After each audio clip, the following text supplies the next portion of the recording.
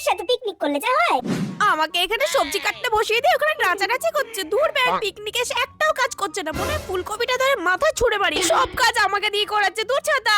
আরে এদিকে আসবি তো, দেখছিস না সবজি কাটছে, একটা হেল্প করবি তো এসে। কি অবস্থা, নেচেই যাচ্ছে, আমাকে পাত্তাও দিল না। আজকে মাংস কাউকে দেবো না, এক বাটি মাংস কষিয়ে আমিই খাবো।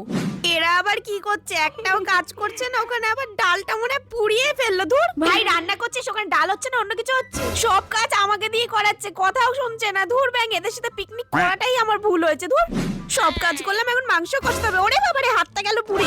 আবার কি করছে, এখানেও ঢং করে খাওয়াতে হবে। পিকনিক করতে এসছে না ঢং করতে এসছে, বুঝি না ছাতা। মাংস করে, সবজি কাটে, সব আমি করবো, আর এরা মজা করবে শুধু।